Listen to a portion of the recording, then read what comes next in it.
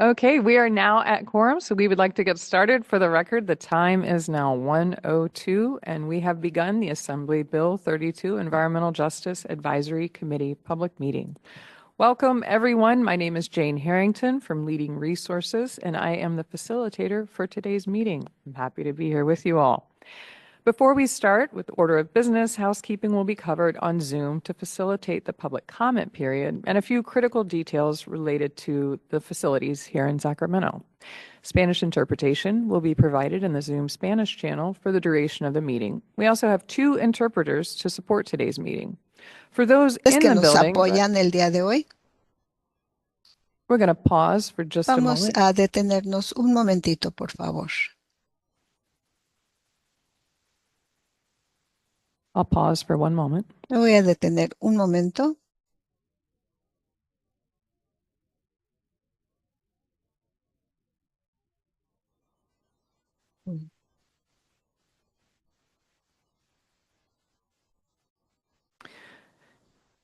Spanish interpretation will be provided in the Zoom Spanish channel for the duration of the meeting. We'll also have 2 interpreters here to support today's meeting. For those in the building, restrooms are outside the door to the left and down the hall by the drinking fountains. In case of an emergency, please exit out the door to the right and down the stairs.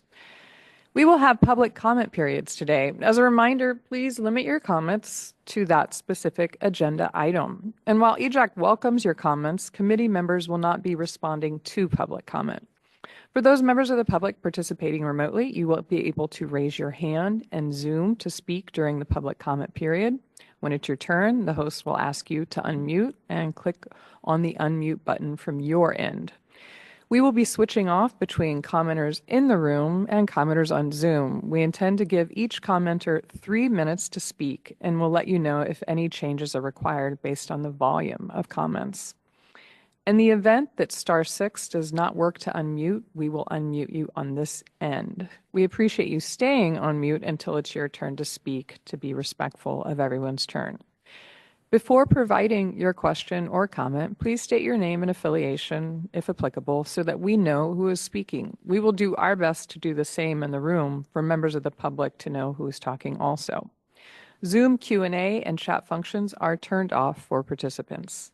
Now I'd like to introduce our Spanish interpreter that is on the line in the main channel. Grizel, if you could please introduce yourself and translate the information on this slide. Yes, of course. Hola, ¿qué tal? Buenas tardes a todos, a todas. Las instrucciones para poder hacer uso de la voz en el Zoom, si se está conectando por teléfono, están en pantalla. En caso de que sea el caso, tendrá que levantar gato 2 para poder levantar la mano. De esa manera se les va a informar a los participantes cuando puedan activar el sonido y hacer un comentario o una pregunta. También para poder silenciar o reactivar su micrófono puede marcar asterisco 6. Thank you. For those who are participating in person, to prevent echoes, we request that you click on the symbol next to the unmute button as seen in item number 1 on the screen. Next, select Leave Computer Audio as seen in item number 2. Also, please make sure to stay muted for the full duration of the meeting to avoid background noise as seen in number 3. Grizel, please provide the translated information on this slide. Of course. Para las personas que están en la sala de forma presencial, por favor asegúrense de evitar ecos. Para poder hacer esto, pueden seleccionar la flecha que está al lado del micrófono, como se ve en el número 1 en la pantalla. Después seleccionar la opción 2, que dice dejar o silenciar el audio de la computadora. Y por favor asegúrense de que su micrófono está silenciado durante la duración de la sesión, como se ve en el punto número 3 en la imagen. Thank you. Next, we will provide instructions and then we will enable the Zoom interpretation features. When the interpretation globe appears at the bottom right corner of Zoom, as seen in item number 1, please choose your preferred language as English or Spanish, as seen in item number 2. Grizel, please provide these instructions in Spanish. Of course. Para poder seleccionar la interpretación hacia el español, se va a habilitar en unos momentos en los controles en la parte inferior del Zoom. Va a aparecer un globo terráqueo como se ve en el punto número 1 o también lo pueden encontrar en donde dice más o more. De esa manera pueden accesar para darle clic a las opciones y van a ver ahí habilitada la opción de escuchar en español. Si únicamente quiere escuchar la voz del intérprete en español, puede seleccionar silenciar audio original o mute original audio. Thank you. Thank you. If for any reason you require technical Zoom support in today's meeting, please contact CARB staff Bobby Rooch, who is here in person in Sacramento, by email as provided on this slide. We will do our best to assist you. Today's meeting is being recorded. CARB staff will post to the EJAC Meetings and Events website in the coming weeks. This is the same website where you can find all materials for today's meeting as provided on this slide. Grizel, could you please translate? Of course. En caso de que tenga algún tipo de problema técnico, por favor pida ayuda si la necesita. Puede comunicarse directamente con Bobby Rooch en el correo electrónico que aparece en pantalla y también está de forma presencial en Sacramento. Igualmente se está grabando esta reunión y los materiales de la misma van a estar disponibles en el link que aparece en pantalla, que es el sitio web en donde pueden accesarlos. También la grabación estará disponible en esa misma página alrededor de aproximadamente 2 semanas después de la reunión. Gracias and thank you. Thank you. With that, I would like to begin the EJAC member roll call. As a reminder, this is the formal record of meeting attendance, and therefore we ask that all EJAC members respond when your name is called. Please state here, if you're attending virtually or in person, your affiliation, pronouns, and if you are on or off camera, the reason for being off camera that is consistent with our meeting requirements. For EJAC members who join the meeting later, we will be asking for them to verbally announce their attendance in the same fashion so it's clear to all participants. So to begin, Martha Dina Arguello, Martha is present, she, her pronouns with Physicians for Social Responsibility, Los Angeles. Juan Flores, Good afternoon, everyone. Juan Flores here. I am attending virtually. I am going to have my camera off, though. I'm having internet connectivity, so I'm using my cell phone network. And to ensure that I don't miss any parts of the meeting, I'll turn off my camera. My pronouns are he, him, with the center on race, poverty, and the environment. thank you, Juan. Dr. Catherine Garupa, Kevin Hamilton, Hi, this is Kevin Hamilton. I got my audio fixed. I will probably be off camera. I'm not feeling all that great today. I will hang in there as long as I can. thank you, Kevin. John Harrell Jr., Thomas Helm, Everybody, hope you feel better, Kevin. Tom Helm, co-founder Valley Improvement Projects in Stanislaus County, Northern San Joaquin Valley. He, him, his. Virtual. There's a storm going on right now where I'm at. I think there was last month too. So if things start getting choppy, I might turn my video off to see if that makes my. Thank you. thank you, Tom. Matt Holmes, Matt Holmes, California Environmental Justice Coalition, masculine pronouns. Good afternoon, everybody. John Kevin Jefferson III,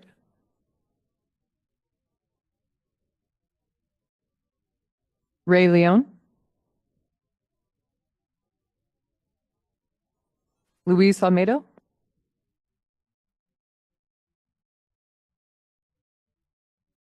Jill Sherman Warren, Present, Jill Sherman Warren. Who am I? She, her. Sorry. thank you, Jill. All right, I will now turn it over to our co-chairs to go over today's agenda, noting that we have Martha Dina as the co-chair online today.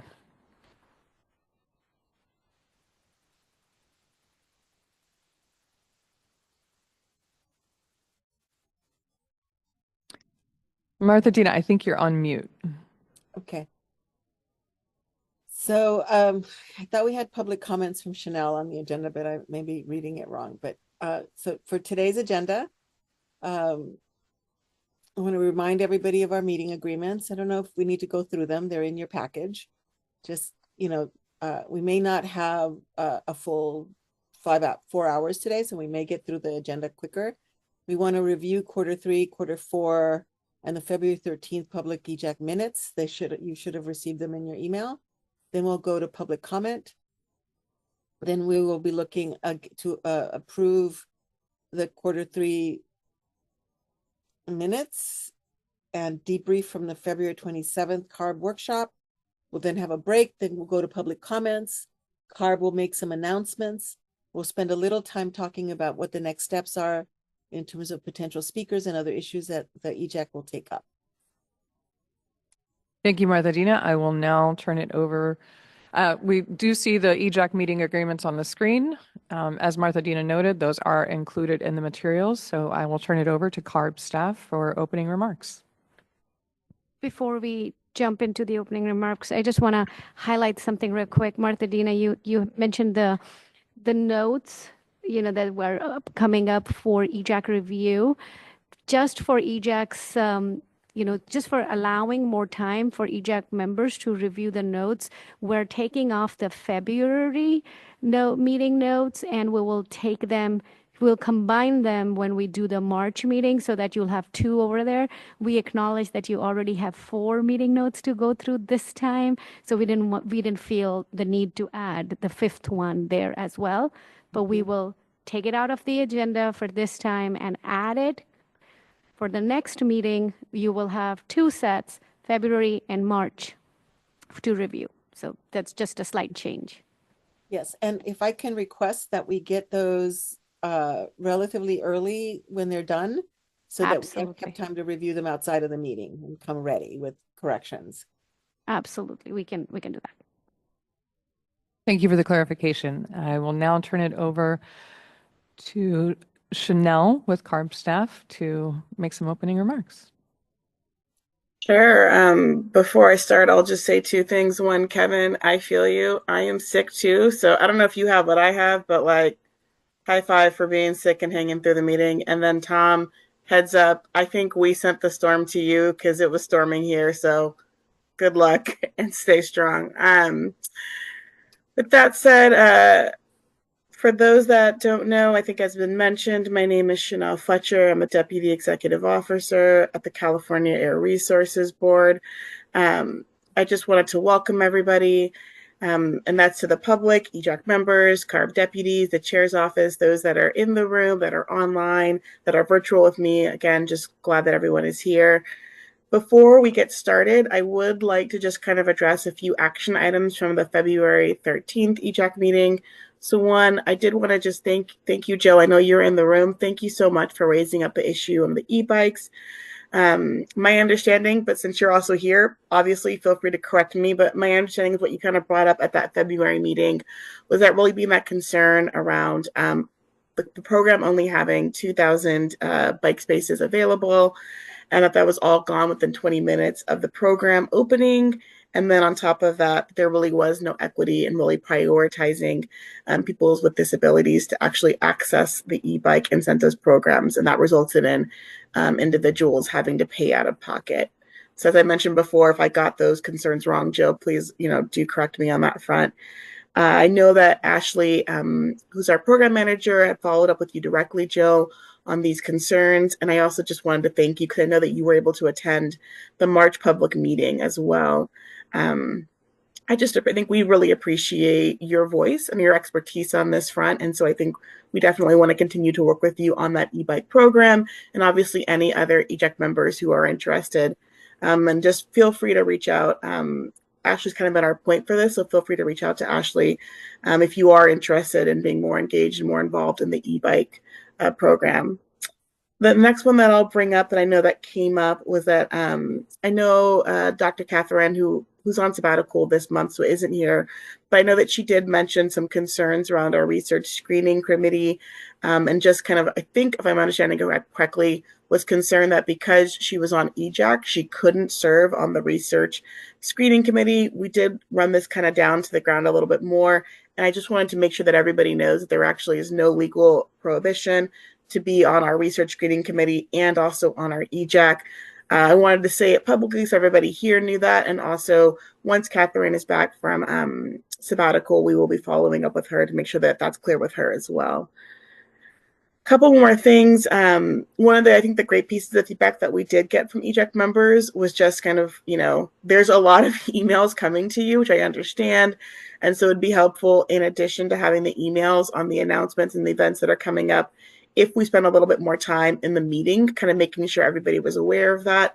So you'll see we did kind of carve out on the agenda, making sure that we have time to kind of walk through some of the announcements and some of the events that are coming up that I think will be of interest to the EJAC members.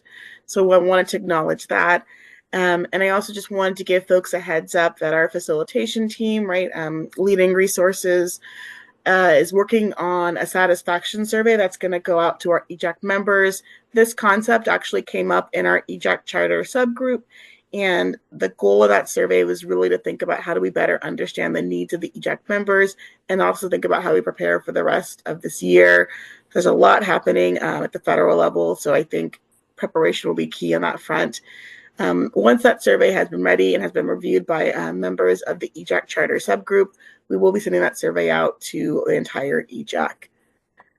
Going into today's meeting, I think as Martha-Dina already laid out, there's going to be the approval of the meeting minutes. We're going to have a debrief of the February 27th CARB public workshop on carbon capture, removal, utilization, and the storage program.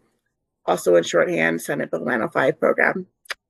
So I will turn it back over to you, Martha-Dina, I believe, for your opening remarks and to kick us off in the discussion. Great, thank you. I don't have, I think I don't have a lot of comments because it sort of bleeds into some of the topics that we're going to discuss, other than to say, I hope that today, since it's, relatively light meeting, that we can, toward the end, during the announcements, really think through what is coming up for the next few meetings. We've been, sort of developing our calendar of when we're going to talk about certain things. We're going to be taking up cap and trade and then building decarbonization, but also wanted a chance to hear from other EJAC members about key topics that we want to bring up as because time goes really fast and slow at the same time, that we want to start thinking about what is the capacity we want to build internally as a committee as we prepare for the joint meeting with the CARB board in September.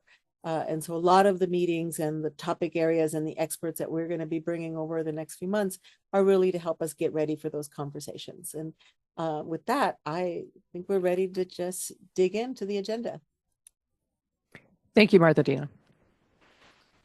Now we will move to approval of the minutes. So just to clarify, what is before the committee today are the Q3 and Q4 2024 meeting minutes, because we are now in the best practice of capturing, reviewing, and publishing the meeting minutes on a regular basis. So we've got August, September, October, and November meeting minutes, and we will hold there was no January 2025 meeting, so now we have February 2025 meeting minutes that we will give the committee more time and come back to those in the next meeting. So what is before the committee today is August, September, October, and November.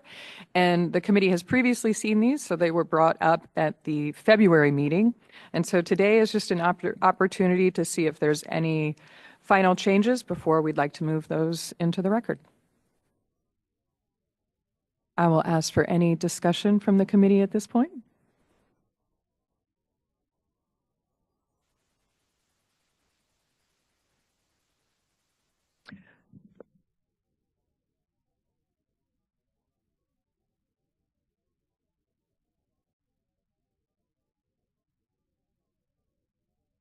Hearing no discussion at this time, we can now take public comment on this item.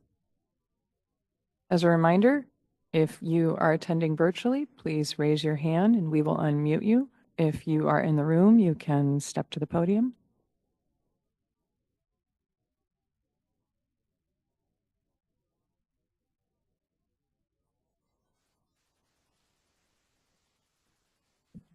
All right, I'll turn it over to the podium. Evan Edgar, live from Sacramento. Thank you.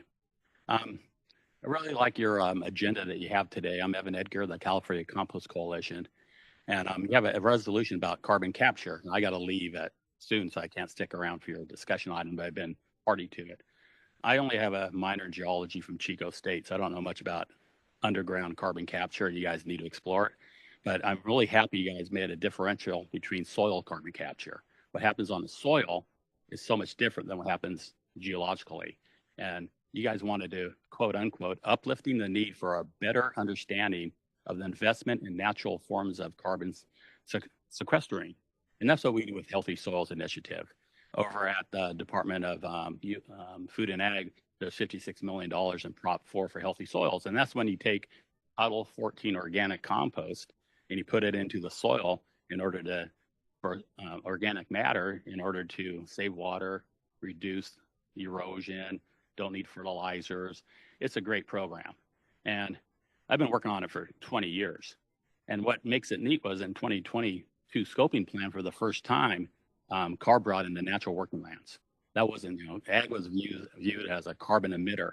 And they had diesel engines, they had a lot of off-road, and people didn't understand ag with pesticides use and all that. What we're doing at the California Compost Coalition with Title 14 organic certified compost from CDFA is that we work that compost into the soil, and now it's a carbon sink and not a carbon source. On default modeling from CARB and the COMET plan from CDFA is for every 1 ton of compost you put in the ground, there's 0.52 greenhouse gas reductions. And that's pretty neat. And what's really nice about it is that we're bringing back the ecological restoration of rangelands. There's I'm working in the voluntary market, not in the regulatory market. You guys got cap and trade. That's a regulatory market. There's a lot there for you guys to discuss. But the voluntary market is a different market. And what we're doing, we're earning carbon credits by doing carbon farming. And this is for more of the ESG companies like Amazon, Apple. They want to be net zero by 2045, and SMUD wants to be net zero by 2030. So we develop locally based high integrity carbon credits using the Verra model that's internationally acclaimed with a robust aspect of permanence, additionality, transparency, and verification, and it's being approved throughout the ranches of California. That's what I do. I go around, and from Tejon Ranch to Van Vleck up on Highway 16, I'll go around and try with Cordo Olive. I go around, work with all the ranches and bring organic compost to the ranches, and we're getting carbon credits. Now, I can do a lot more better understanding in more than 3 minutes, but if you guys want to find out more about it, uplift the need for a better understanding and investment in natural working lands and carbon, I'm the guy, because it's rolling out statewide. And I'm so glad you differentiated it from geological storage. And for a while, people bundled it, not knowing the difference between the soil and the earth, but I'm the soil guy. 3 minutes. I'm for big soil, not for big oil. Thank you. Thank you. Looking virtually.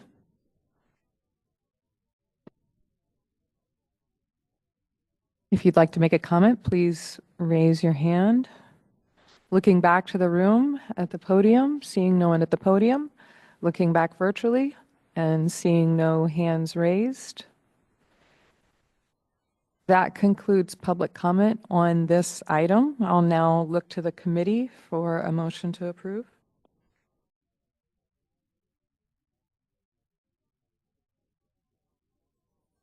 Move to approve. Second. And Second. thank you. I heard second from Kevin Hamilton. Correct. Thank you. We'll now take a vote on the approval of that motion. Martha Dina Arguello, Yes. Juan Flores, Yes. Dr. Catherine Garupa, Kevin Hamilton, Yes. John Harriel Jr., Tom Helm. Yes. Tom, I think I heard a yes. That is correct. Thank you. Thank you. Matt Holmes, Yes. John Kevin Jefferson III. Ray Leone, I see that you've joined the meeting, so noting for the record that Ray is on the meeting. Ray, what is your vote on the motion? Ray, I think you're on mute. I'm saying I'm gonna have to abstain because I don't know what the motion was. I added in late. Thank Added you. in I didn't late. see when you came on. Yes, understood. Okay. Luis Almeida. Jill Sherman Warren. Yes.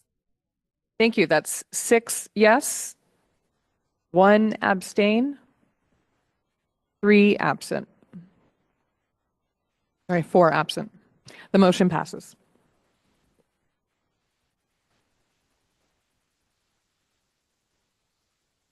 We'll now move to our next agenda item. It is a debrief from the February 27th, 2025 CARB Public Workshop on Carbon Capture, Removal, Utilization, and Storage Program, also known as SB 905. I will turn it over to CARB staff.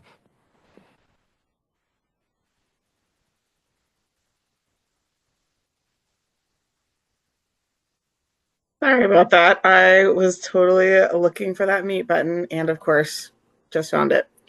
So this will kind of won't necessarily be a presentation. Really what I'll just do is kind of talk a little bit about the workshop and SB 905. And so before I kind of dive into a little bit of an overview and background on the workshop, I did just want to provide a little background on SB 905 for those who may not know. Really, the purpose of this law is to establish a carbon capture, removal, utilization, and storage. So that's just the what we say in shorthand, CCUS program. And so that includes adopting protocols to support additional CCUS and carbon dioxide removal approaches. There's a voluntary use unified permit application, financial risk management, monitoring requirements for project operators, and there's transparency efforts such as public database of projects, public reporting, and there's much more, right? But just wanted to kind of give some background on what 905 is.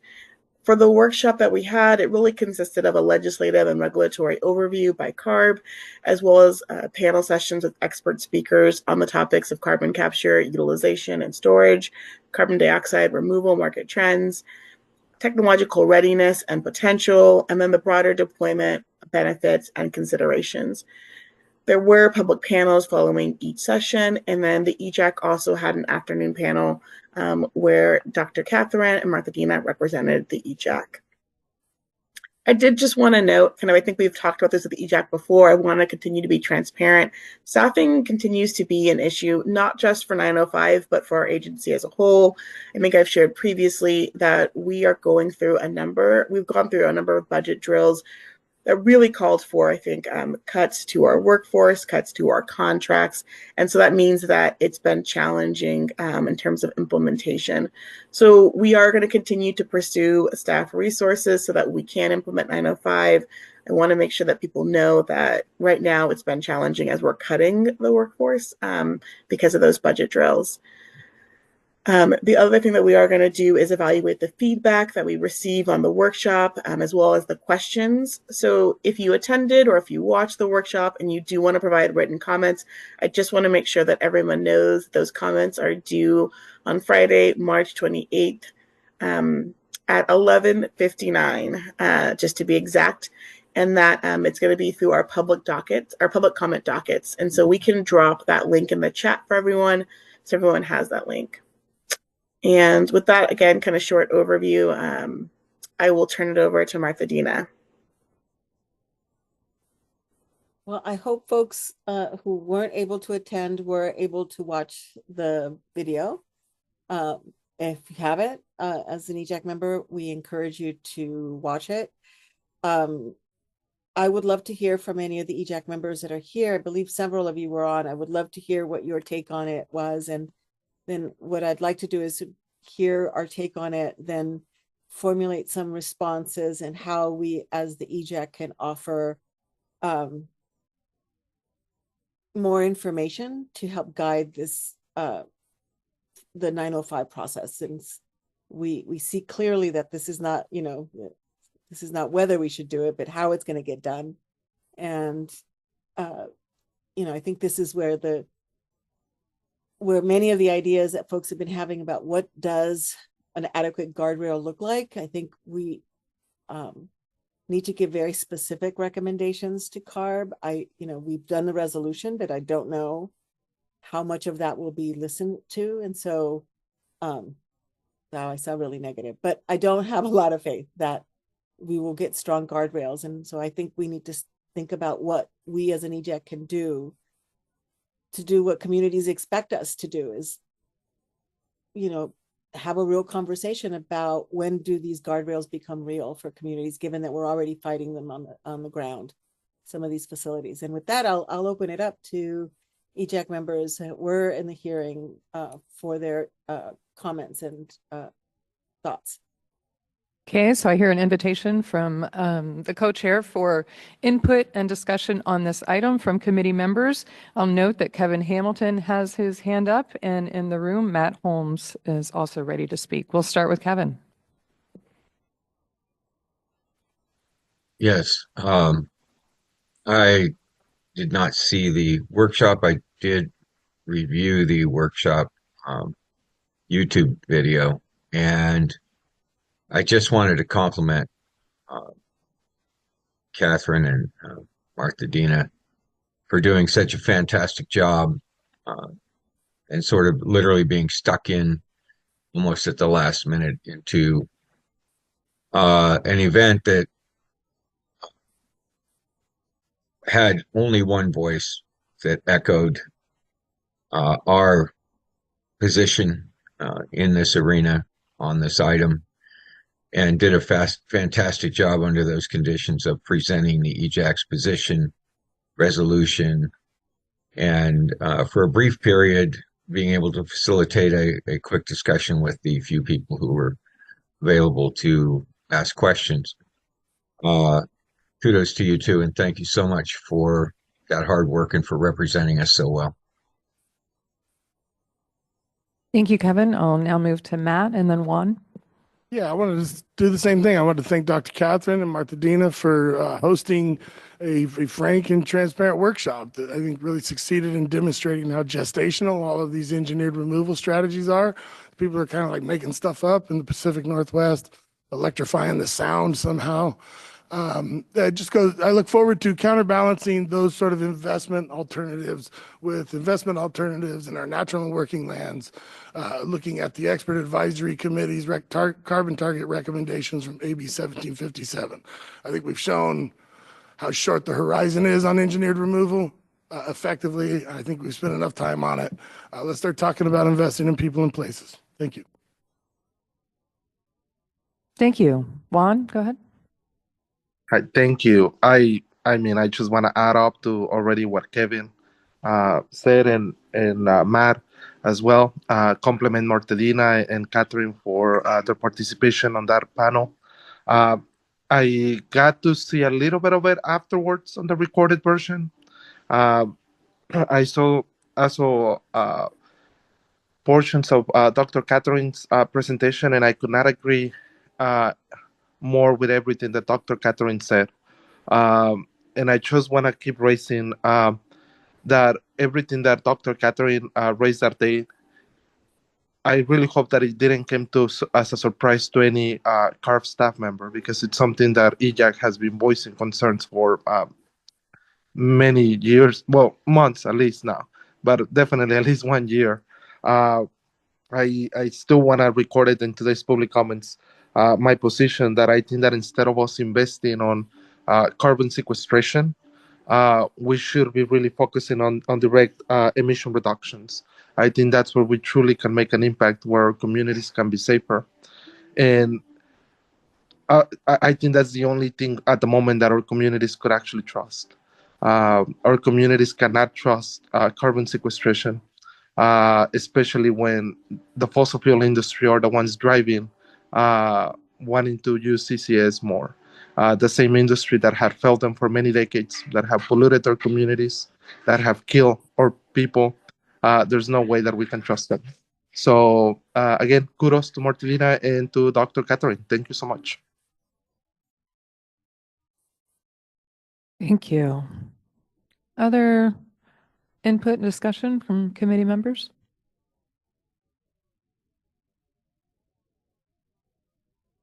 Martha Dina, go ahead. Yeah, I feel like a Pollyanna, like somehow if we just say it in the right way, we will be heard or listened to or believed. And I'm sort of at my wit's end, and I kept hoping somebody would, one of the EJAC members would give me this magic bullet, but I don't think there is a magic bullet or a magic wand that is going to help us shift. And so I want to build on what Matt was saying. Like, I always think, we talk about our movement saying, saying no to the bad stuff and then building the new. Well, what does that building the new look like in terms of carbon, natural, using natural and working lands for carbon removal? And I'm trying to figure out, well, what is it that we can do? Right? What can we do or say that will get? Yeah, I'm gonna stop it because I don't know that there is anything we can do or say, but I don't like being a defeatist. In terms of getting CARB to understand the risk that it is taking, and that risk is being borne, being borne by communities who live within that existing infrastructure for oil and gas, where we plan to build, where you all plan to build your carbon capture and sequestration and storage and that infrastructure, right? Whether you're whatever way you're capturing methane to make natural gas, and whatever way you're doing it, if that natural gas is getting used for the production of hydrogen or other things that we think are not sustainable long term, we just sort of feel at an impasse. But it feels, when I heard those speakers, all of it is highly speculative. What happens when this doesn't work? Why has CARB not taken seriously the demand from environmental justice communities and from the EJAC and from the environmental movement writ large to actually do worst case scenario planning? So what happens when this doesn't get you the emissions reductions that you want? What happens when it actually might spike ammonia or other toxic air pollutants while it's eating up carbon? And it seems to me that that's a big gamble, and that, again, the stakes are high. It's people's ability to breathe clean air. So I'll stop there. And I want to invite Matt, actually, who's been working on the natural working lands. If there's concrete things, even if they're speculative, because apparently you can be speculative here, that we should be saying, instead of that, do this. Yeah. Thanks for that, teeing that up. There's a couple of things that jump out to me. Like we heard from the public today about regenerative agriculture and carbon farming and soils. I joined this expert advisory group over a Natural Resources Agency, and I was surprised to find them really backing up sort of EJAC speculations really at every single turn. We seem to know our science over here too. Those folks took the time and put the finer point on what the carbon targets would look like, and across the board in every scenario within the natural and working land scenario, which is broken up into like disturbed lands, forests, wetlands, across the board, they increased the carbon benefits of investing in the great land conservation projects in those areas. There are also a whole host of deeper and more accessible just transition opportunities that are entailed when we conserve our own state. And there's a handful of things like needing 8 million metric tons of compost to stabilize soil and water systems in California that only matters for the next 5 to 8 years, right? If we wait too long, we're dealing with temperatures and aridity on a scale where we don't get to build soil again. So I understand why we had to fend off the engineering solutions from on high. And I think, I have no beef with the agenda setting over the past year. We really had to head something off because it was absurd. And now that we've done that, I really look forward to spending time talking about what we want to talk about, which is the communities there's a reason why, our chairs are so literate on these issues, because they actually work in those neighborhoods. CVAC knows more folks across let's remind everybody, the place where everybody dies earliest in California and the most poverty exists in our nation, right? So when you hear stuff from them, you can consider it literate. So I think we've been very patient, very tolerant of people just making up stuff they happen to have heard of at a conference and calling it a solution to global climate instability. Now it's time to get back to the real hard work that's boots and numbers and communities rising tides may lift all ships, but when we focus on those who need it the most, everybody benefits. So let's get down to talking about vulnerability and rapid investment in the people and places that need it most. Thank you. Right. Continue the discussion, noting that we have additional CARB staff online. I see Rajinder, did you want to speak? Yeah, I just want to note that there is a area of agreement here. We do believe that nature-based solutions need to be here and are a critical part of the climate mitigation efforts that we have, especially as we even see today at the federal level, folks that supported some of these agricultural options and nature-based solutions are moving away from those.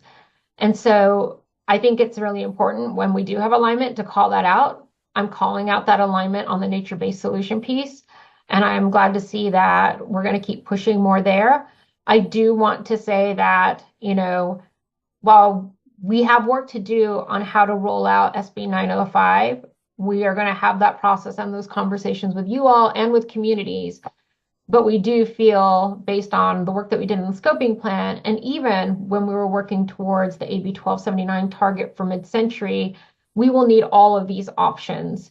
And what I see happening more and more, and I think this is not okay, is that nature-based solutions are being thrown to the wayside in lieu of only these SB 905 options. And so as one of the CARB people here, and for the audience that's here, I want to make it clear that we see value in both sides, not sacrificing nature-based and just moving on to mechanical, and just wanted to recognize that. So really appreciate that there's an area of alignment here. Thank you.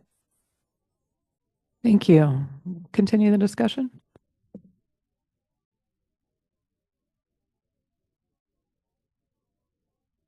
Martha Dina, go ahead.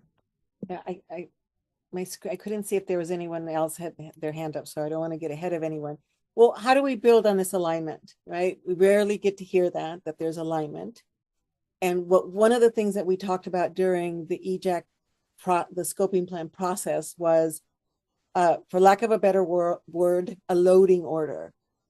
As you figure out 905 and in that regulatory process, say, we're going to, and I hate doing this, but I don't got another word, privilege those nature-based solutions, right? That Matt and others have been talking about, where we're actually focusing on creating healthy soil. So, because it has multiple benefits and it sequesters carbon.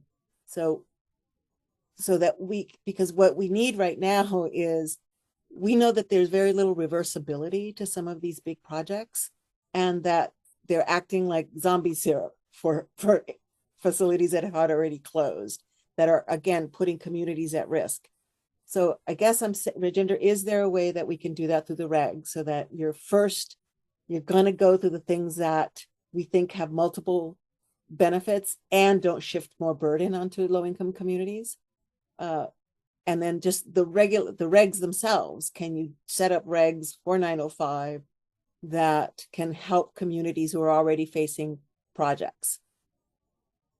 So we have to set up the overall framework. We don't get to prioritize that we only want to focus on these in this timeline and then focus on these. We're going to need all of it, and that is clear. Do we need to put around parameters on how to make sure that there's financing available, there's appropriate guardrails for community protection, and are there appropriate safeguards for where you collect and both inject carbon dioxide? Absolutely, we have to do those things.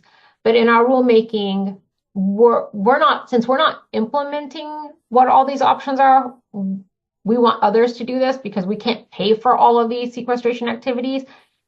We're going to set up the framework for how people can do these projects. Can we talk about Is there a way for something like SB 27, which sets up a registry for nature-based solutions, how to leverage more out of that? That's a conversation that we certainly should have.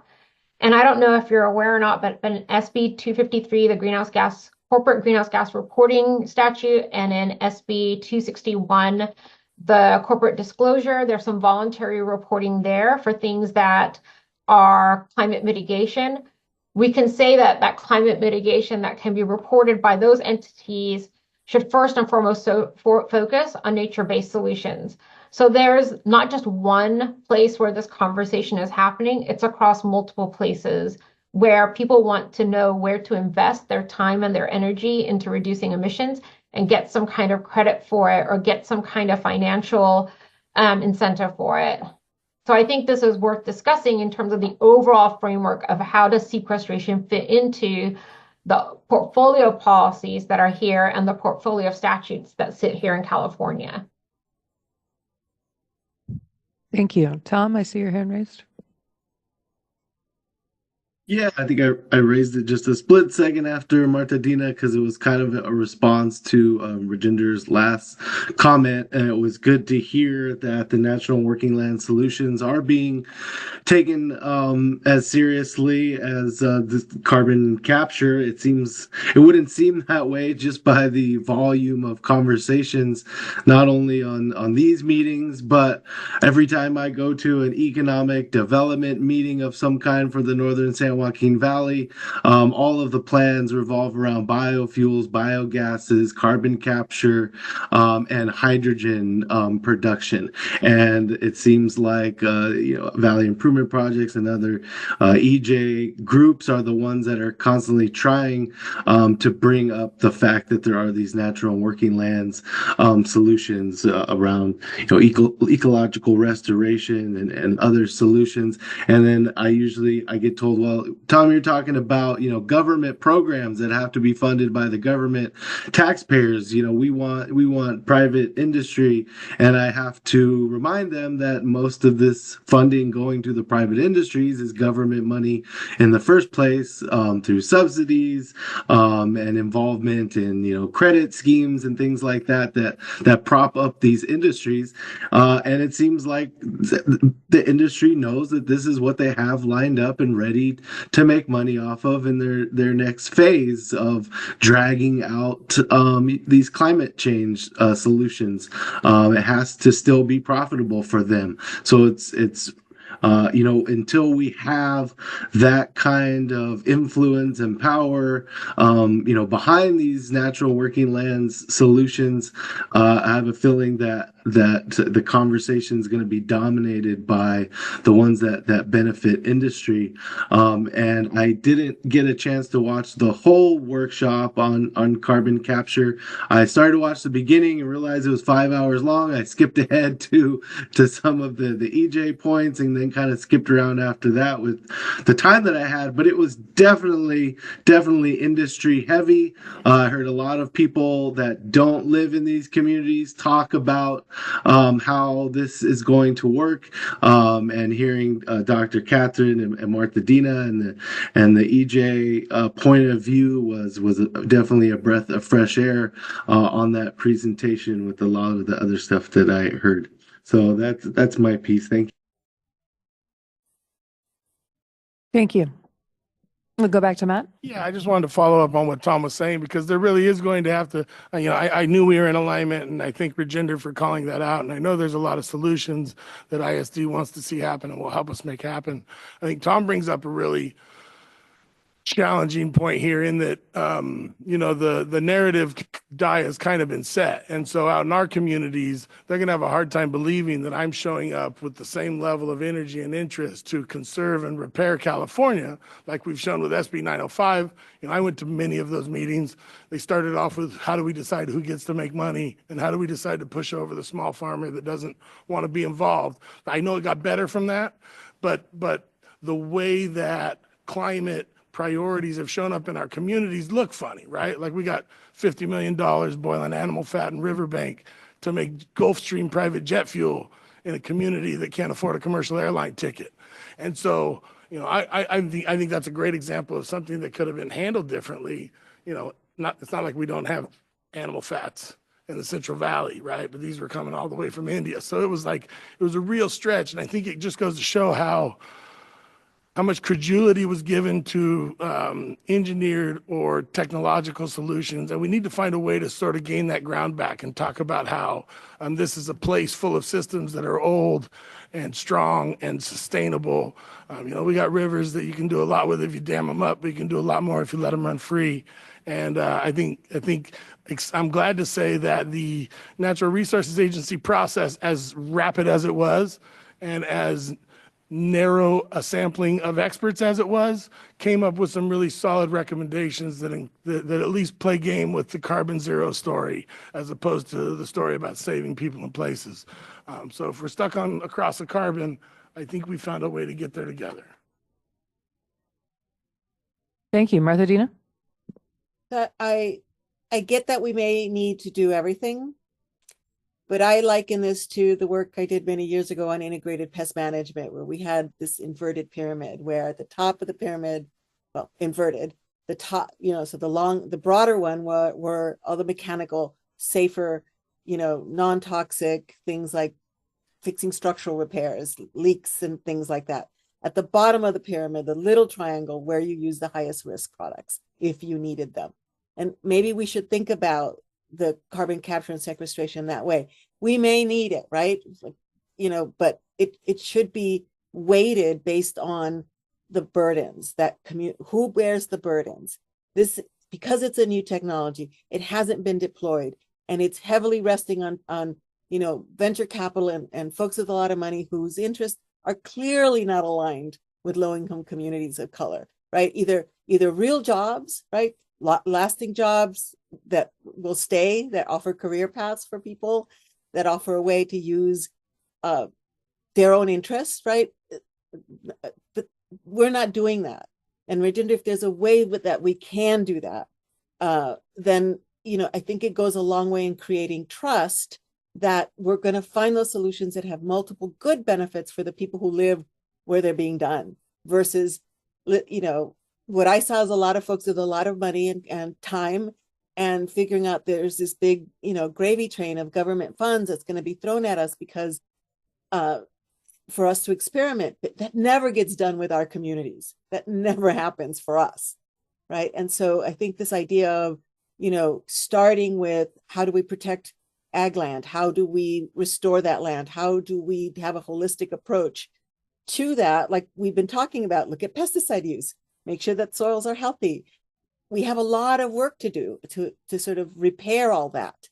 And if we can, you know, if we can somehow figure out how to do that, I mean, I just think, you know, for me, Rajendra, it would make the last 20 years of working on this stuff actually worth it. If we could figure out a way to commit to minimizing risk, maximizing benefits for the people who live in those communities, and actually creating new opportunities. So we're not always bounded by the existing jobs that may be polluting jobs, but that we need that transition, and this is how to make it. No, I hear you on that, Martha Dina, but I should have mentioned there kind of is a loading order already. The first thing has to be to stop emissions where they're happening. And that means doing everything we can to get off of fossil fuel combustion.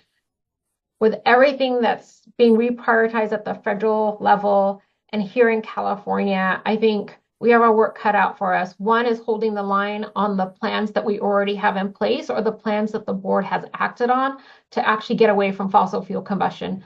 That is the main priority. If there was ever a priority, is that priority.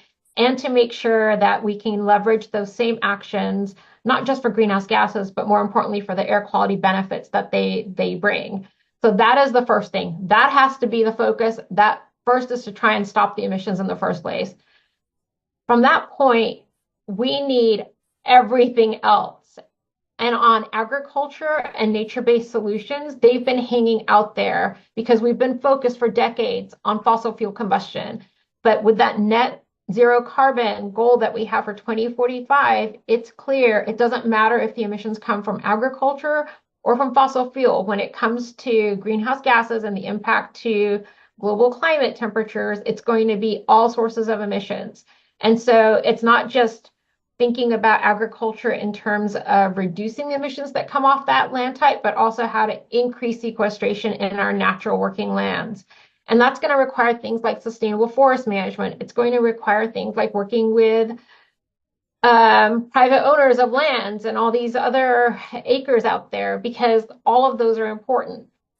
I think the challenge is going to be, where does the money come from, and how do we leverage or put in place some of the same revenue streams that we have, or the same regulatory structures that we have for the fossil fuel side, for the nature-based side, to get those lands to actually be more active and in the same kind of structure and framework to participate in this effort to reduce emissions and then also become net sequestration over time. I mean, it's not a surprise, and it's not going to be a surprise to any of you here. We've been regulating industry and energy for decades and decades. It's still got more to come because there's still disparities that exist. But one of the things in 1757 that we need to think about is, how do we actually meet those targets for sequestration that were developed? We can't buy all of that action. So what else do we need to do to get that action to happen to meet those targets that came out of that CNRA CARB process? So agree with everything here. I just want to flag that we need to figure out, and we'll probably need some thought on, how do we actually get to some of those nature-based solution targets in the CNRA process?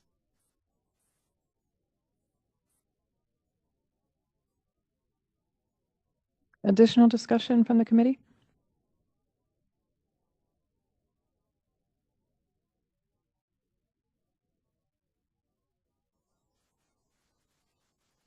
All right, hearing none at this time, I'll pause just a moment.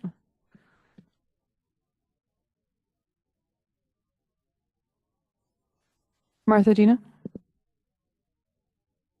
I'm trying to process everything that Rajinder just said, but one of the things that we suggested in the 905 hearing is to set up some sort of co-learning between EJAC members and some CARB staff, bringing in folks who have done a lot of work at looking at different solutions, different carbon removal schemes and how they've worked or not worked. But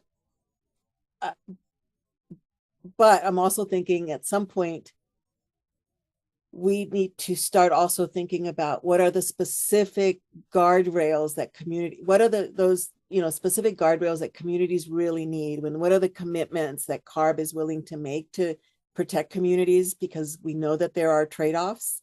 So what are those commitments is one question. And I would imagine that some folks have others in terms of, what are some of those things that we really want 905 to have. Great, thank you. Matt, go ahead. Yeah, I think, where do we start with this? I think there was a really consistent request to, play with the modeling alternatives in the natural and working land scenario. I think once you start looking at where, gains can be made in natural and working lands, we'll agree that there really is a big difference in where the carbon comes from, and that it does matter how we go about holding it back or never creating it in the first place. And when we do the calculations on the co-benefits of taking back the sort of asymmetrical power and control over people's lives in the agricultural world, there's a world of benefits that come out of this that'll never be measured in carbon, but they'll still deliver carbon sequestration in a way that's been demonstrated for thousands of years, versus the gestational hopeful things that we've seen around here. I mean, I can't help but say, like, I was a substitute teacher who asked the people in the Delta, what happens if it bubbles into the water? And no one at DOE had asked that question, right? So if we're looking uphill to the feds for the Department of Energy's energy transition vision, we shouldn't put a ton of our hope and trust in that. These are folks that never even looked. They said this has only been studied on brownfields and impaired landscapes, but we're here signing off on it underneath the only estuary on the west coast of North and South America that matters. So there's a real gold rush around the engineered world. So I understand there is phasing, and maybe there is a loading order, but right now the loading order has failed to acknowledge all the little live things that we need to work with in the non-human world to make this happen. So there's really great recommendations that are specific about that in the expert advisory committee from 1757. So I look forward to cross-pollination, and I trust that these scientists' math stands up to anybody's. Yep. And then, I also want to say that there's lots of letters from CVAC and others about what guardrails can and should look like. And we'll resubmit them, but I do think an actual exchange would be really useful. So maybe we can do that at the next EJAC. We'll do that at the EJAC meeting when Catherine gets back.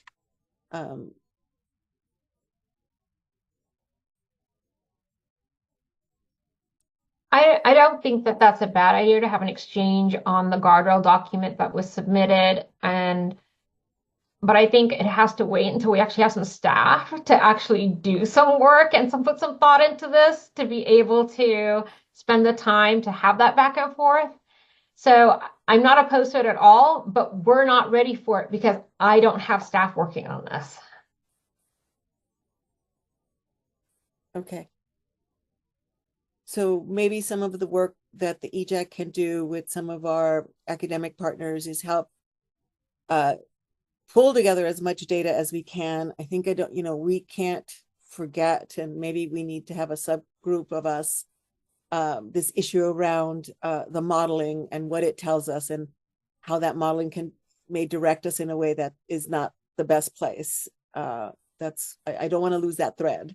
So I want to make sure it's in the minutes. Yeah, I just wanted to add, I forgot to finish making the point that I'm confident that we can help carry the ball on some alternative modeling, on analytics and some projections while we wait for the state to recover from its financial woes.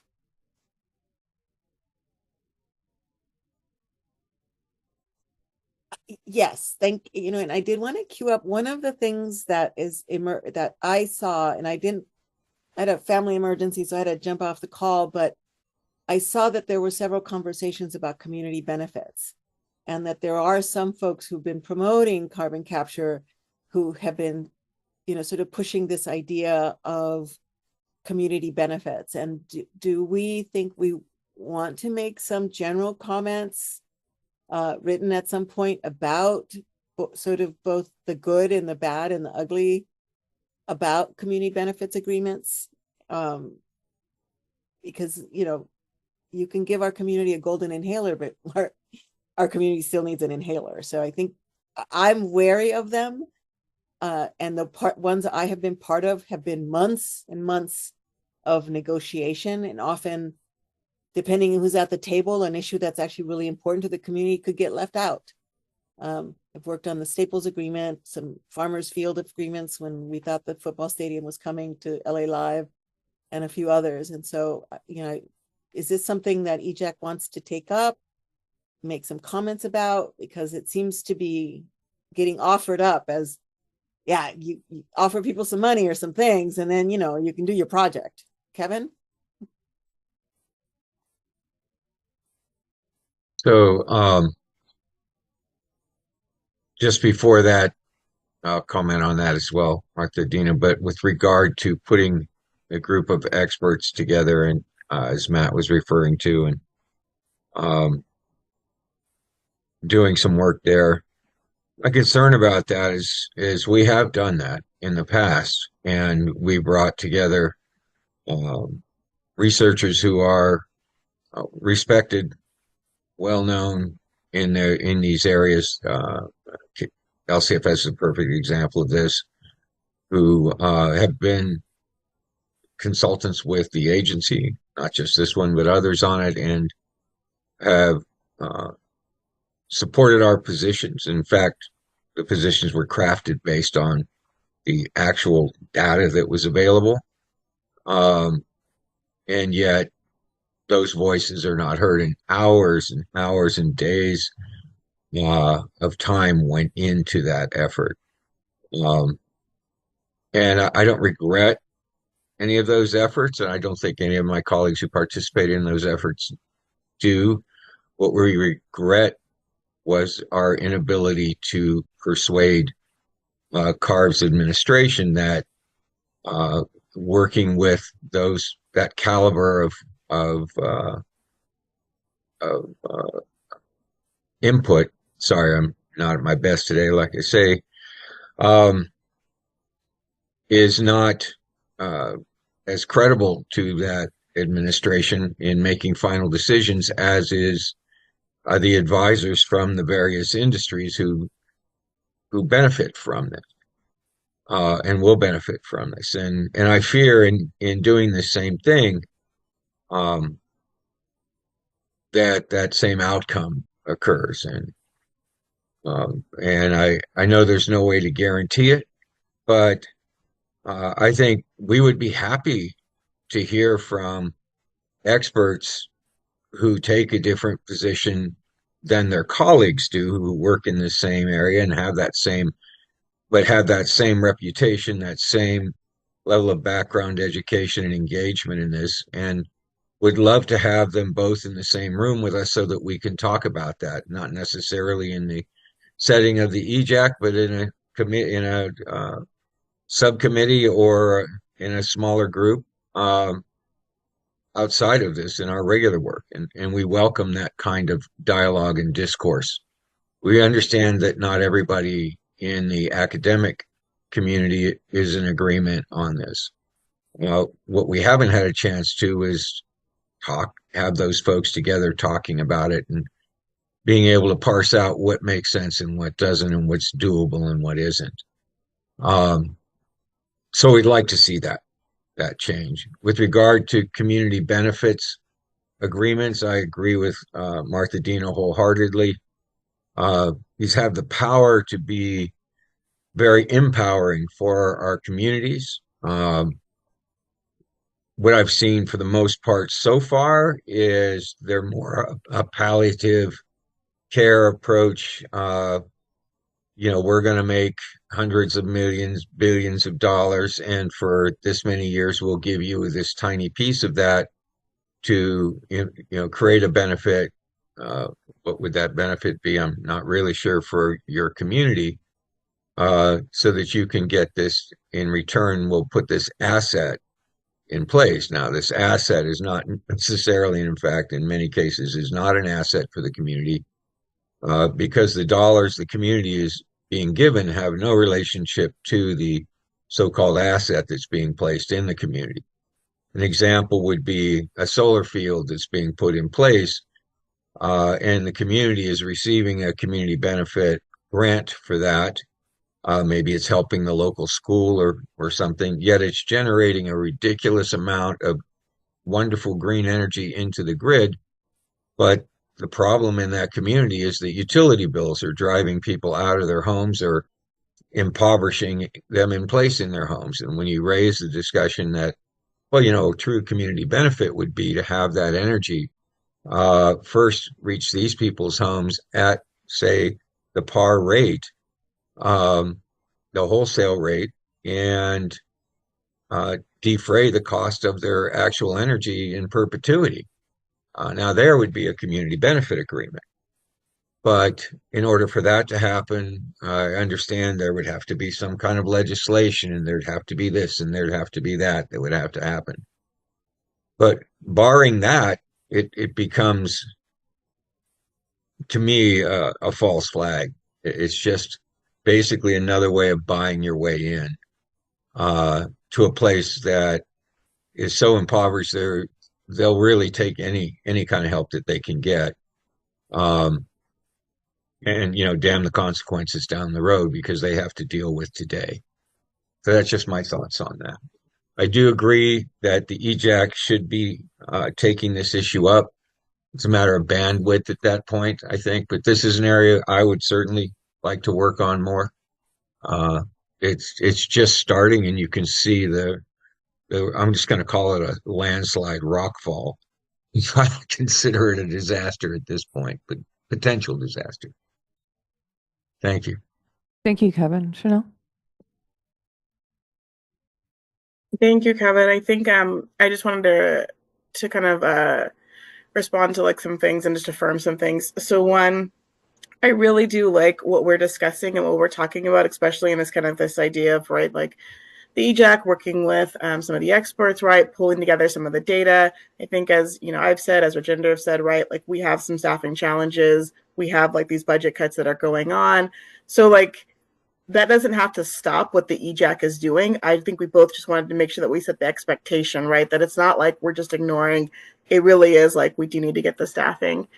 One of the things that I also just wanted to flag, because I think, Kevin, you were kind of bringing up, like, we did all of this on LCFS and we didn't see things change. And I, you know, I don't feel like that actually is the case. I actually feel like a lot of what came from, I think, the work that happened significantly changed the proposal from what came out to what actually went through.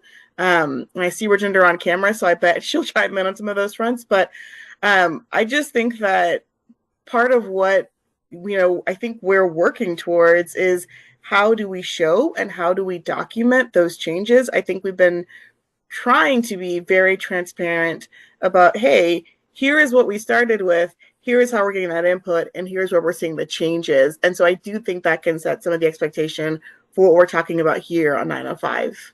And I'll just turn over to you, Rajinder. Yeah, thanks, Chanel, and I appreciate you starting the response here.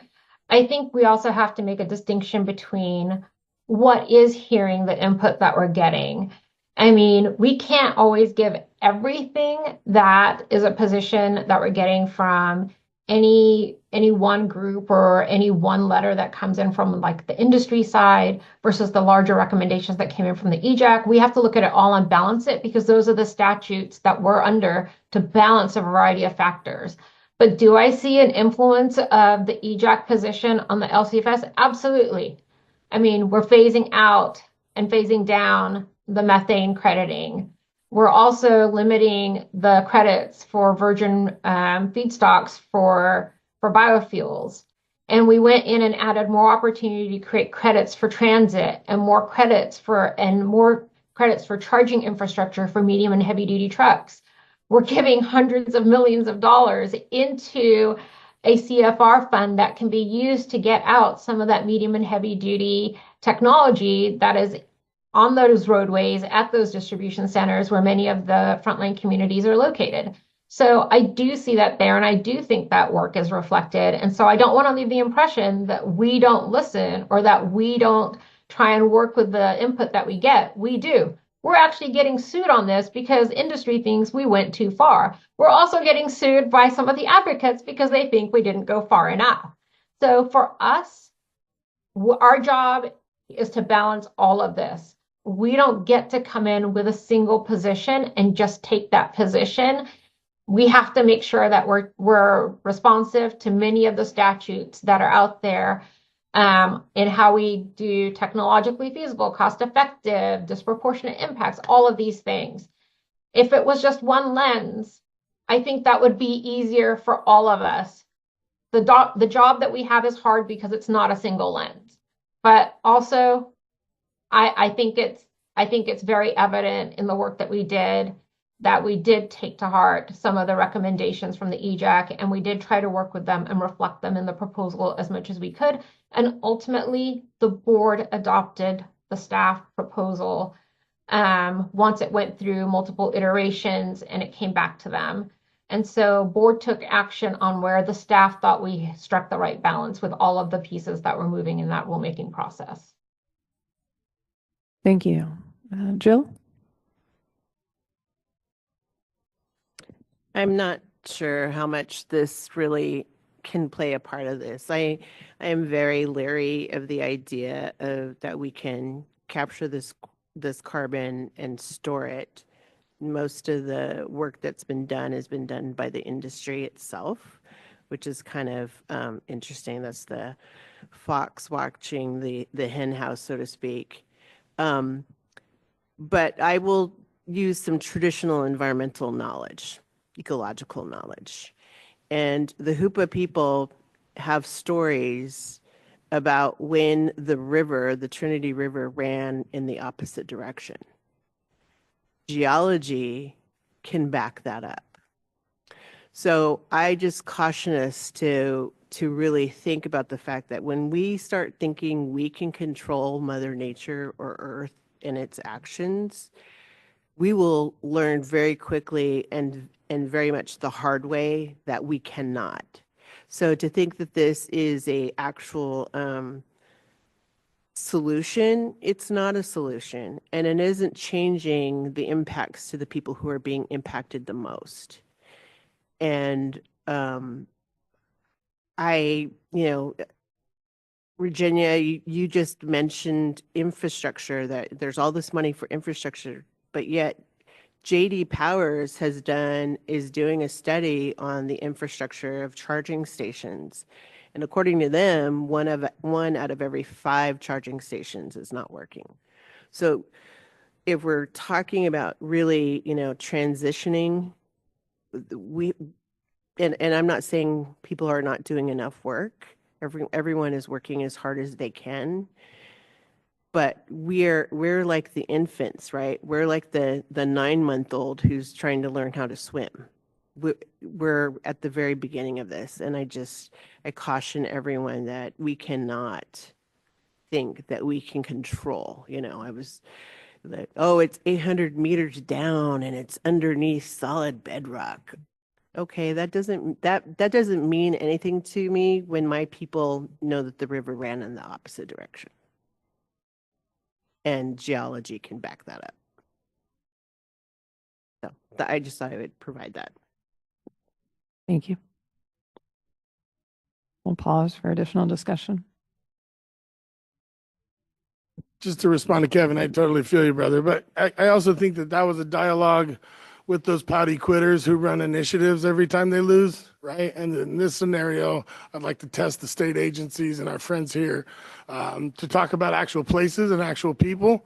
And I think we might be able to get, the kind of eyes that we need to look at these statutes, because Virginia's absolutely right. I think we can navigate this by observing statutes legally and accurately. And I think right now we're just sort of emerging from a narrow interpretation of the statutes that govern us.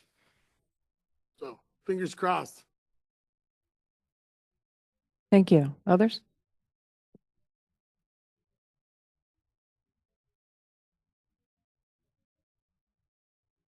Also, I have no interest in discussing community benefits right now. I don't know how to talk somebody into soaking up extra pollution or suffering.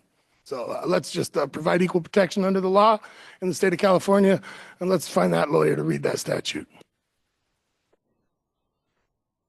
Yes, and one of the things that I will say about those community benefit agreements and processes, they can be incredibly divisive, which is, I think, why industry maybe likes them. I'm not sure, right? And I've seen them be incredibly divisive on the ground. And so I would say to CARB, tread carefully, right? Because yes, there are many voices, many diverse voices, many, sometimes contradictory voices within our own community organizations. Certainly our members are physicians and they don't all agree in spaces where I'm with our allies who are doing the community organizing. There's also differences there, right? And I think I just want, so I get that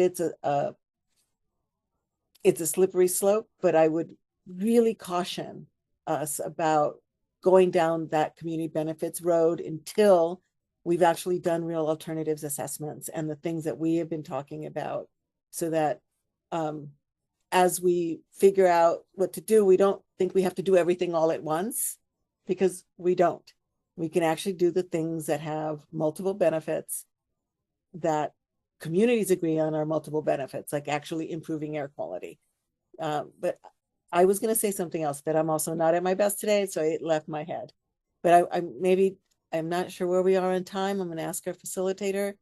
Do we need we're okay on time for this item, but should we give you a moment to think of it and see if we have any other maybe there's other closing comments?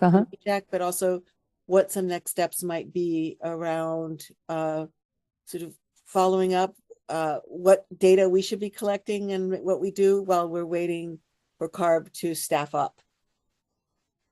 So maybe some discussion on next steps on this Yeah. from the committee. Thoughts?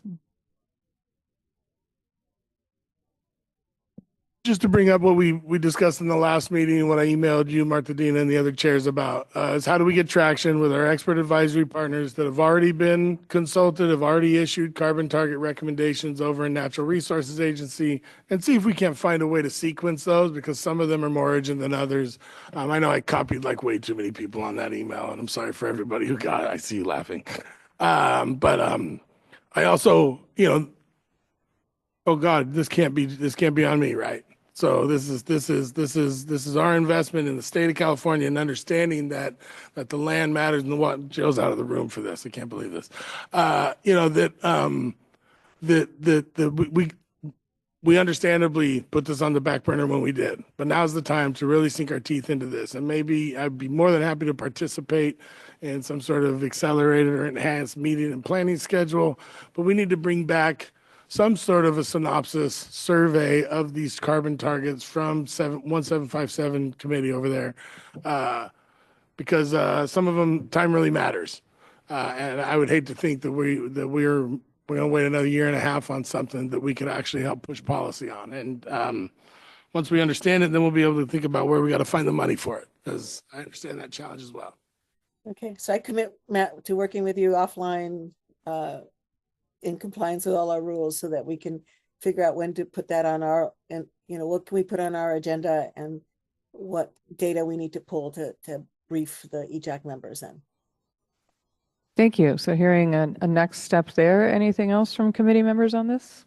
I don't know how to make this happen if you can, but I do feel like, there's a lot of unanswered questions, and maybe we need to put a moratorium on permits until these things are settled.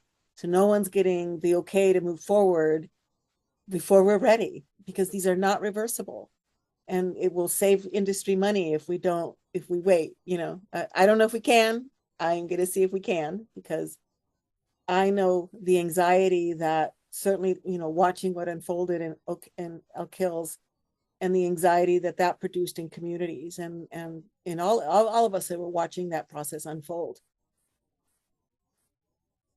Yeah, I saw the note you put in the chat as well, Martha Dean, about the no permits until there is a policy from CARB.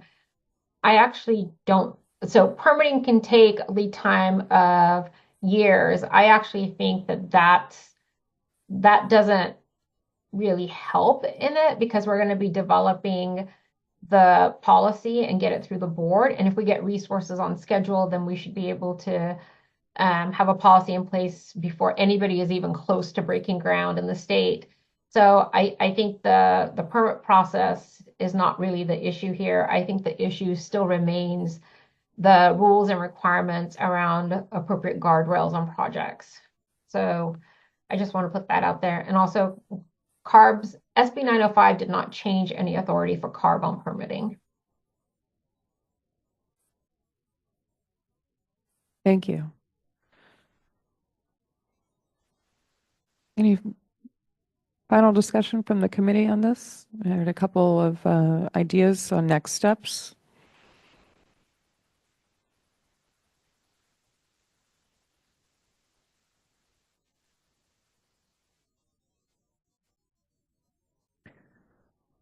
Martha Dina, I think that concludes this item. Was there anything else from you on this item?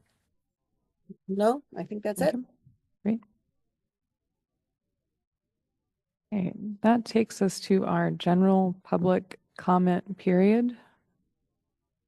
We will now open public comment. If you're on Zoom, please raise your hand. If you're in the room, please step to the podium. We allow 3 minutes for each commenter. Please state your name and affiliation. We have no in-person commenters, but noting for the record that we have about 60 virtual attendees on the meeting today. And not seeing any hands, seeing one hand. Frank, I see your hand raised. Go ahead.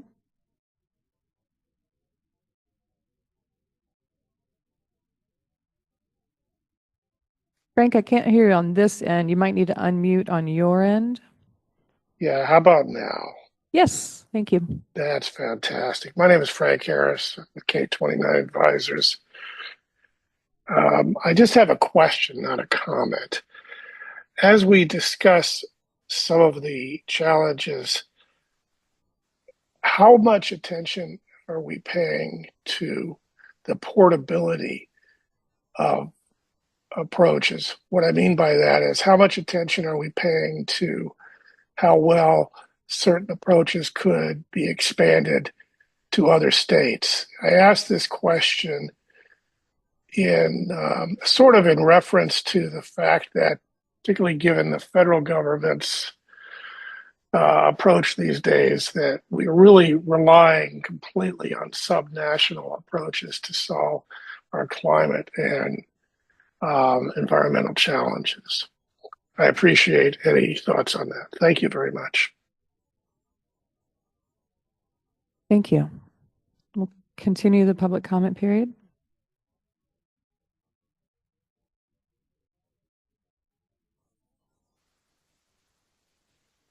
If you are attending virtually, please raise your hand. Again, seeing no one in the room and seeing no hands raised at this time, I'll give it just another moment.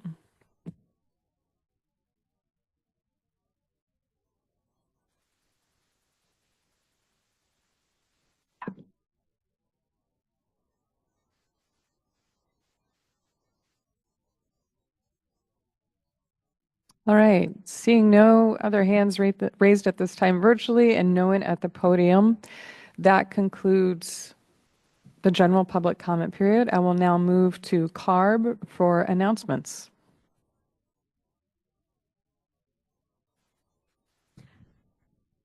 Hello, everyone. Hello, everyone. You hear me? Okay, now? No? Still faint. Now better. Okay, right in the face. We added this new item, like Chanel told earlier in the meeting, just so that we can have a discussion or have it in your awareness on what items are coming up for discussion within CARB, just general announcements based on the Gov delivery documents that have gone out. So I'm going to just quickly share the screen real quick. Just move to the next slide, please. There you go. On the table, there is a list of all the items that are coming up for CARB in March and April. So we have that summarized here for our EJAC members for your ease so that it's all in one place, easy to manage, with the links for the Gov delivery. So whichever you're interested in, you can click on the link and get the information on it. We will also email the same table to you. So I think expect an email from Karina to all of you just so that you have that. And going forward, we'll probably do this again in the next meeting as well to give you an update on what's coming on the horizon in that month. So just want to give you those were the announcements that I wanted to highlight. Other announcements I want to touch base on. You should have received an email from Karina on March 11th about the travel changes.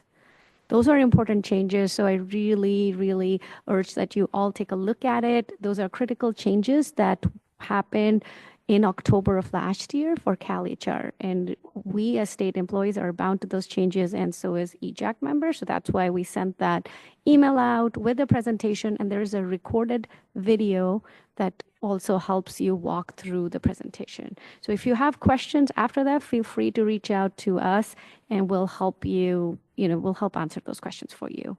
The other announcement that I want to highlight is that towards the end of April, there is going to be a workshop on the methane satellite pre-solicitation public meeting. The date has not been decided yet, so that's why we haven't put the date up there. However, we will send, once we find out the date, we'll send it out to all EJAC members, so then you'll have it. But I still wanted to make sure that when you look at the table for upcoming meetings, you do have an understanding that that is something that is coming up. I think that's about it on my end that I want to make sure. Yeah, that's it.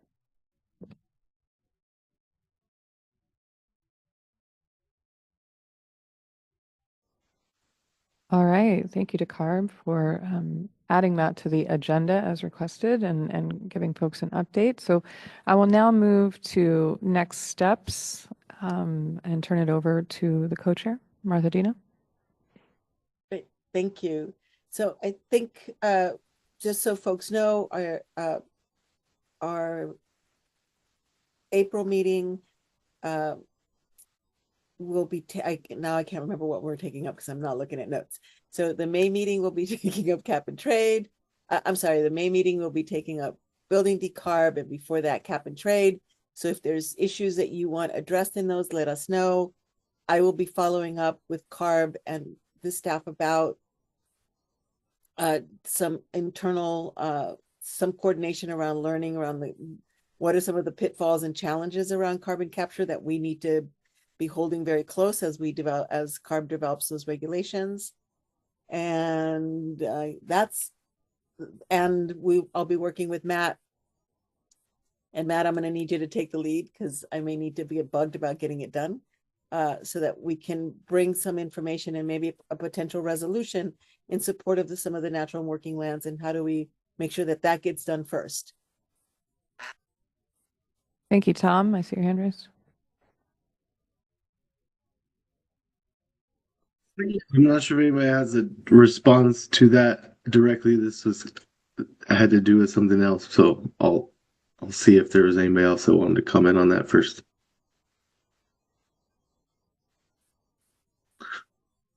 If not, oh, did somebody say something? No, I think you can go ahead. Okay. Yeah, I was just gonna say quickly because I know that Dr. Catherine's on sabbatical, and this was something very important to her, as well as I'm sure many of us on the meeting. Shortly after our last meeting, CVAC, including Dr. Catherine and board members, as well as other environmental justice groups, sent CARB a letter. Once again requesting a review of San Joaquin Valley stationary sources. This was first requested back in early January of 2019, so we're going on 6 years now. We brought it up again during the state implementation plan for PM 2.5 last year, and so once again bringing that up. It's very important ask that we have been asking for a long time, and are requesting that CARB officially respond to that and give clear timeline and work plan, make sure that environmental justice groups and communities are included, and outreach is done to those communities, and that process gets started. And I would be glad to talk to CARB staff about that if there's any updates or news or movement on that. Thank you. Thank you. Other thoughts from committee members?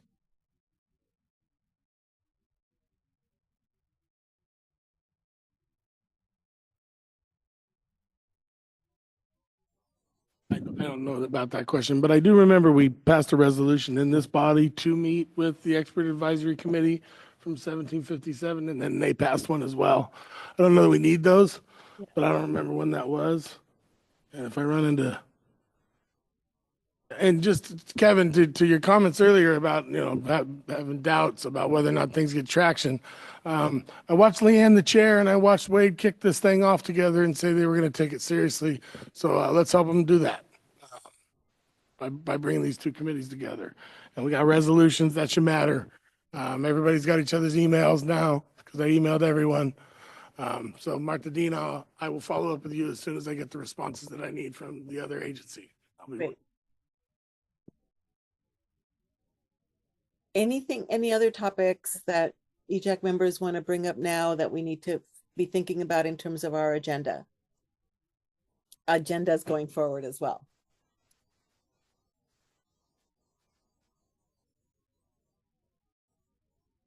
Yeah, Radhika. So just in terms of planning, Martha Dina, there was a request from EJAC to do a planning calendar or, to talk about how we will be setting the agenda for future EJAC meetings. So our team is working on it. We should be sending you that calendar, like a tape. It's, I'm saying a calendar, but don't expect like a calendar, but we're going to send that to you all soon, very soon, and expect that email going out from Karina as well. So that can help with what items we think that we'll be bringing to EJAC for discussion in which months. So we can then collectively work together during our co-chair preparation sessions also to figure out, yep, this works or this doesn't work, or if we need to add any additional items, we can do that for sure with you. Great, thanks. Thank you. Other items from the committee?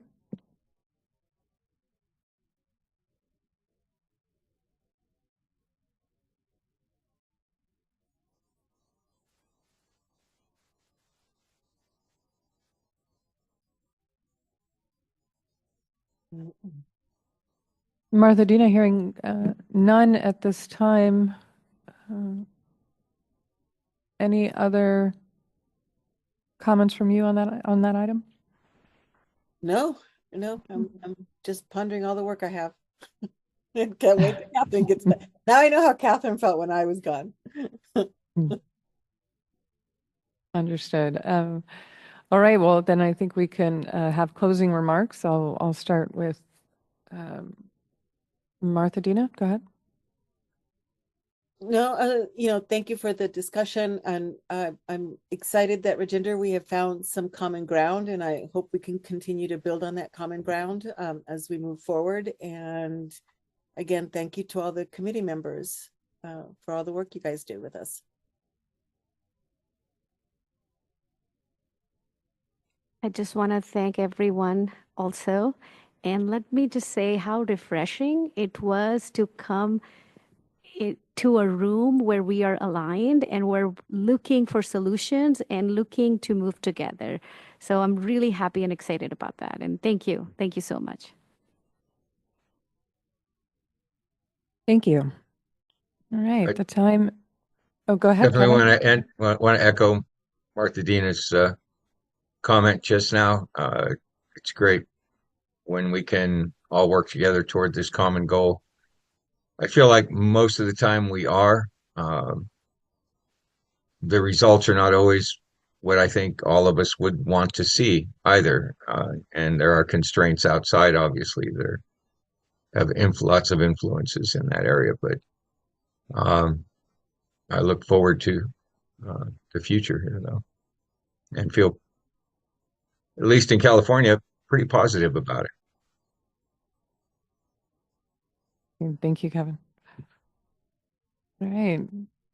Seeing no one else, the time is now 2:40.